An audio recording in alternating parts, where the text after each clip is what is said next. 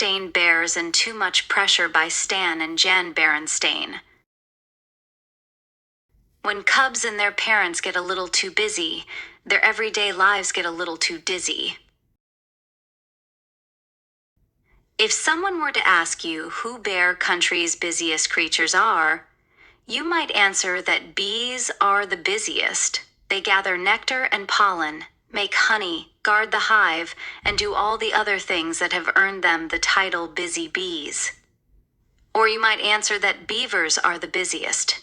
They fell trees, make dams, and build lodges with secret underwater entrances. There's no question about it. Beavers certainly are busy. But if you were to answer bees or beavers, you would be wrong. Because the busiest creatures in bear country lately are none other than our friends the bear family. The bears haven't always been so busy. They used to do the things that most families do. They worked and played, went to school, visited friends, enjoyed nature, and once in a while they just sat around and did absolutely nothing. The bears hadn't planned on becoming so busy.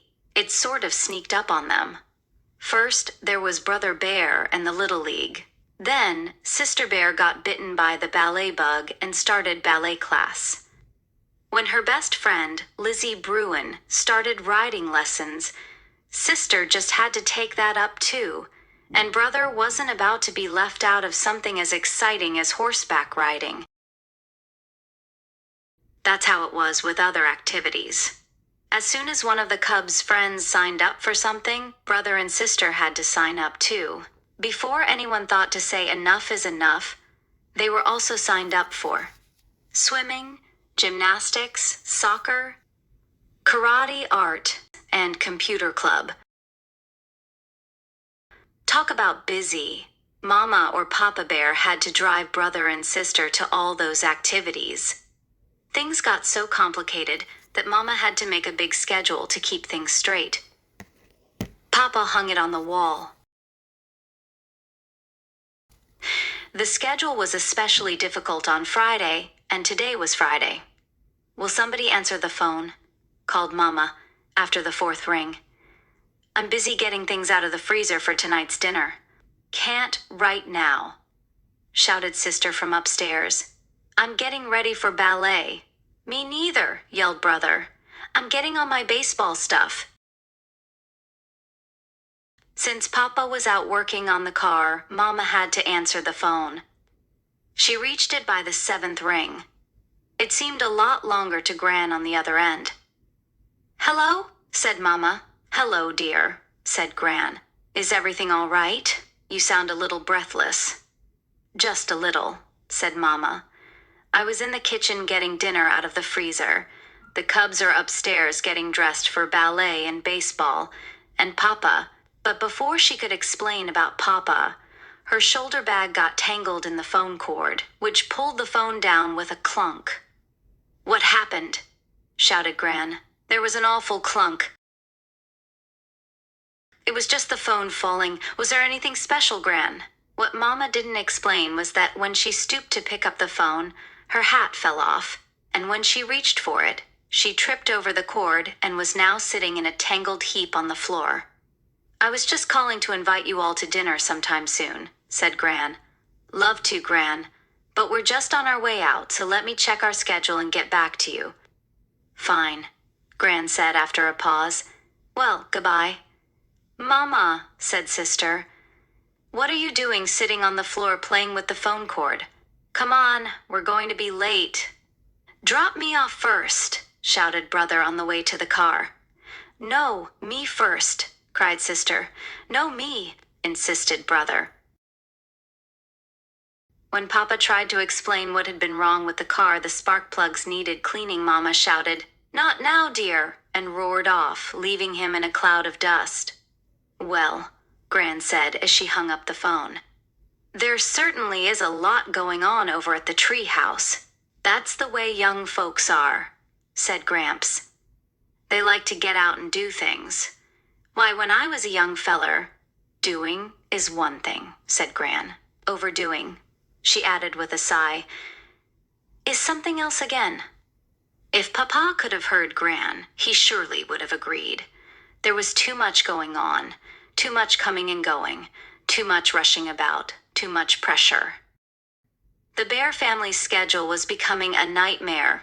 As it turned out, a whole series of nightmares. The Cubs had planned to watch some TV that evening, but they were so stiff and tired, sister from ballet, brother from baseball, that they went to bed early, fell asleep, and dreamed. Sister dreamed she was on a strange sort of merry-go-round, a merry-go-round of activities, which went round and round and round. She wanted to get off, but no matter how hard she tried, she couldn't. Brother had a dream too.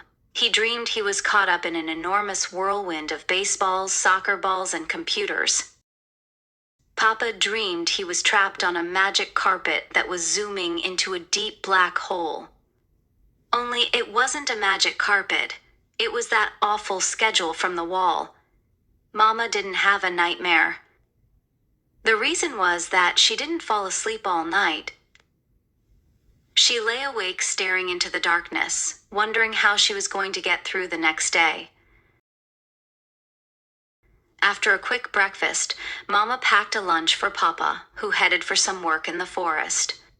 Then she shooed the Cubs into the car. "Hurry," she said. "We have a difficult day ahead of us. There's art class, soccer, karate, and swimming, and we've got to squeeze in lunch and shopping."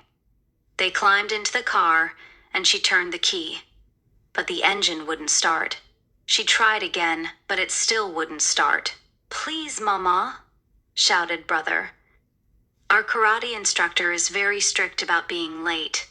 And the soccer coach is worse," yelled Sister. Mama tried again and again.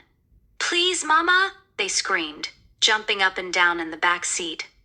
But no matter how hard she tried, the car just would not start. Then Mama did something the Cubs had never seen her do before. She started to cry.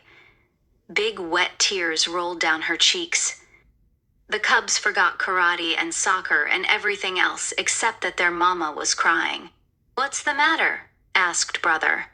"Tell us, please," begged Sister. But Mama just went boo-hooing up the front steps and into the house. "Go get Papa," Sister said to Brother. "I'll stay with Mama." Sister followed Mama up to her room, where she fell on the bed sobbing. It was all Sister could do to keep from crying herself.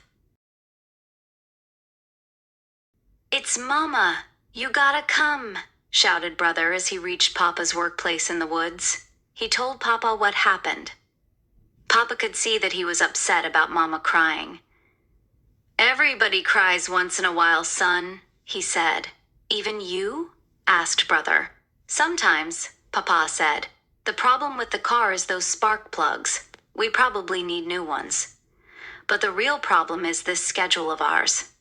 I know Mama didn't sleep well last night worrying about it. I didn't sleep too well either. I had this awful dream," admitted Brother. "That makes two of us," said Papa. "Sister had one too," said Brother as they reached the treehouse. "Mama stopped crying," announced Sister as Papa and Brother came upstairs. "That's right," Mama said, smiling through a few last tears. "There's nothing like a good cry sometimes. And there's nothing like a little common sense about too much pressure," said Papa. So the Bears had a family meeting right then and there. The Cubs agreed that 2 after-school activities a week were more than enough. Brother chose baseball and computer club. Sister chose ballet and horseback riding. True, they lost their title, the busiest family in Bear Country, but they went back to having a very good time doing the everyday things that most families do. They worked and played, went to school, visited friends, enjoyed nature. And once in a while, they sat around doing absolutely nothing,